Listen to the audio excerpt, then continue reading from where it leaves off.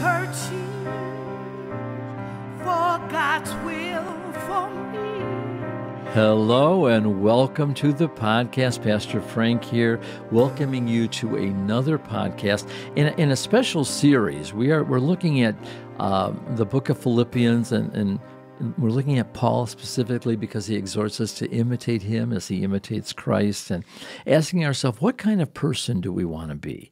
And we're in program number 5 of 10, and the first one dealt with being confident in the Lord, that he would complete the good work, and being sold out to God's will for us, getting the mind of Christ on what we're to do. And last week we talked about toughing it up a little bit and not murmuring and complaining, because I'm taking you a step further here as we look at Philippians chapter 2 and verse number 17. It says, "And yes, if I be offered upon the sacrifice and service of your faith, I joy and rejoice with you all." I didn't know he was a Southerner, but he has a little joke with y'all. Okay, that was a joke. But anyways, it does say you all. But he wants to rejoice with you all, with all of us. But he is willing to be offered, if you will, as a living sacrifice upon the service of their faith. Now, this is very challenging because we like the idea or the thought of imitating Paul, this wonderful man of God who wrote, 2/3 of the New Testament. And we see him going through all kinds of trials and tribulation. And I'm reading this devotional by a famous man called Oswald Chambers, and "My utmost for his highest." And I've read it before, but I'm reading every night as a daily devotional. And we're to give God our utmost for his highest, to be living sacrifices, but a living sacrifice who walk in a divine love on behalf of others. And it is the deeper Christian walk. And I've shared with you many testimonies over previous podcasts that I encourage you to go back and listen to understand that God is worthy of this offering. It's a sacrifice of obedience. And he says that he desires obedience more than sacrifice. He doesn't want bulls and goats and whatever you offer him. No, he wants our obedience. Obedience is better than sacrifice. And here Paul is taking it to the limit, and he is saying, that he has offered himself as a sacrifice upon the service of their faith, with joy even. Now, I want you to know something, that sometimes it may appear difficult to share into someone's pain and to sorrow with those who sorrow. But there is a great joy, a comfort, when we are allowed, when you enter into their pain. The greatest thing of my life, really, although I've had a wonderful experience, many, and all important, but was when I went to Africa. I'm a nurse and a pastor, and I was invited to go to Africa.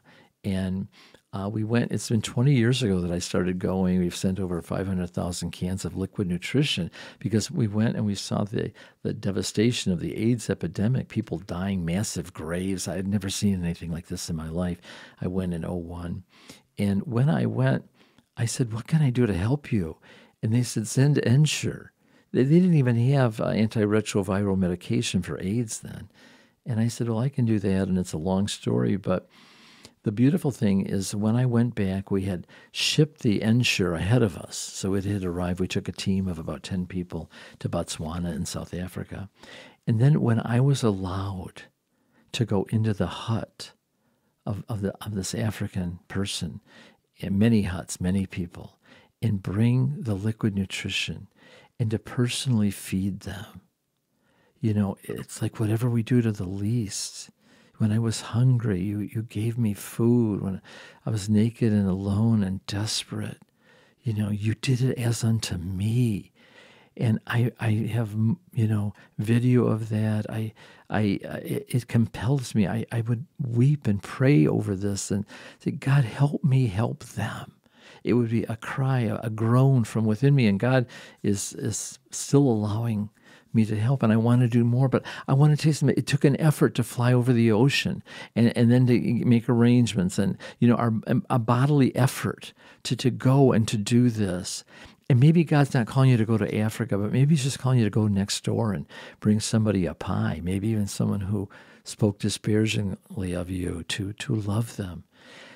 I want to tell you something. If you will understand this process of development as we look at the life of St. Paul and we imitate him as he imitated Christ, and with a confidence, with a sold-out nature, with an understanding from God, and without complaining, and then we go in and we offer ourselves on the behalf of the service of somebody else. You know, your life takes on a dimension that is different. I don't know how to even describe it, but it becomes special to be part of something bigger than myself. It's bigger than me. And he says in Colossians 3:17, whatever you do, do as unto the Lord.